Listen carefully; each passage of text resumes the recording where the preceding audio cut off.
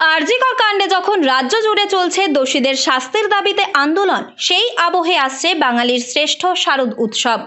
অন্যান্য বছর পুজোর আগে থেকেই শুরু হয়ে যায় নতুন জামাকাপড় কেনাকাটা থেকে শুরু করে বিভিন্ন ক্লাব সংগঠনগুলিতে একে অপরকে পুজোর মাধ্যমে টেক্কা দেওয়ার প্রতিযোগিতা। তবে এবার দুর্গাপুজো দোরগোড়ায় এসে ঠেকলেও কোথাও যেন ভাটা পড়েছে এই শারদ আনন্দে। রাজ্যে বর্তমান চলা পরিস্থিতিতে নারী ও সাধারণ মানুষের এখন একটাই লক্ষ্য, আরজি কর কাণ্ডে নৃশংসভাবে ধর্ষণ করে খুন হওয়া তরুণী চিকিৎসকের মৃত্যুর রহস্য প্রকাশ্যে নিয়ে এসে প্রকৃত দোষীদের চিহ্নিত করে দেওয়া হোক দৃষ্টান্তমূলক সাজা। পুজো মাটির প্রতিমাকে পুজো করে কি হবে যদি আমরা আসল জ্যান্ত ঠাকুরকে যদি আমরা সম্মানিত না করতে পারি? পুজো দিয়ে কি হবে? কোনো পুজোয় আমরা যাবো না মেয়েরা, আমরা কোনো পুজো চাই না। আমরা যারা বেঁচে আছি, জ্যান্ত আছি, তাদের সম্মান করুক, তারপরে দেবতার পুজো হবে। সেক্ষেত্রে কি নতুন জামা কেনাকাটি বা এখনো ভাবতেই পারিনি, ভাবছি না, যতদিন বিচার না হবে কিচ্ছু ভাবছি না। এবং আমরা লড়াই চালিয়ে যাব, বিচার চাই। কারণ এবার এই জন উত্থানের পরেও যদি বিচার না হয়, সত্যিই কি আমরা বাড়ি ফিরতে পারবো? এই প্রশ্নটা আমাদের কুড়ে কুড়ে খাচ্ছে। সেই লক্ষ্যেই যেন এ বছরের শারদ উৎসব হতে চলেছে অনেকটাই শোকের আবহে। জেলা সহ বিভিন্ন জায়গায় নানাভাবে আন্দোলনে সামিল হচ্ছেন মানুষজন। মহিলারা রাত দখল থেকে মানববন্ধন করে নানাভাবে প্রশাসনের দৃষ্টি আকর্ষণ করার চেষ্টা চালাচ্ছেন। তবে এখনো আরজি কর কাণ্ডে সিবিআই সেভাবে প্রকাশ্যে নিয়ে আসতে পারেনি আসল সত্য।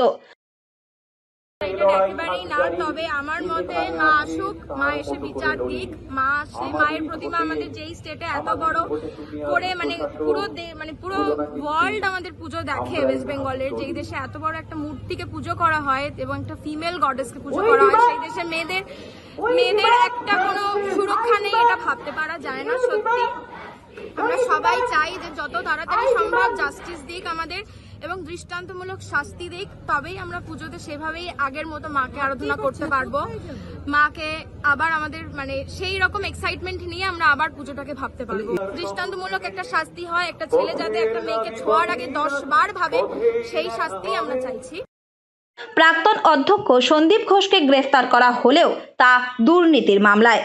এই পরিস্থিতিতে এখন আন্দোলনকারীদের দাবি, পুজো হবে নিয়ম মেনে, উৎসব হবে বিচার পেলে। সোশ্যাল মিডিয়াতেও এখন এহেন প্রচার চোখে পড়ছে। তাই 8 থেকে 80 সকল বয়সের মানুষই এখন শারদ উৎসবের আনন্দকে সরিয়ে রেখে চাইছেন নির্যাতিতা তরুণীর খুনের বিচার। জামা কাপড় কি কিনবে? কেন কিনবে না? আমার ইচ্ছে নেই, কারণ আমরা যতদিন বিচার না পাচ্ছি আমরা ততদিন শান্তি নেই। আমরা মেয়েরা যেন সবসময় প্রোটেক্টেড থাকি। তুমি কি তাই জন্যই আজকে এখানে আসলে? হ্যাঁ, we want justice. 7 years old age, ও আজকে এত রাত, এখন 11টা বাজে, ও আজকে এসছে এখানে জাস্টিসের জন্য। ইভেন ও সবসময় বলছে আই ওয়ান্ট জাস্টিস। আমি জানি না ও কতটা বুঝছে, বাট এবার যে পুজো আসছে আমাদের কোনোভাবে আমাদের ভালো লাগছে না। মা আসছে ঠিক আছে, আমরা দিন গুনছি, আজকে 26 দিন হয়ে গেল, আমরা বিচার পাইনি। অন্যবার আমরা দিন গুনি যে মা আসছে কতদিন বাকি, বাট এবার আমাদের সেরকম কিছুই মনে হচ্ছে না।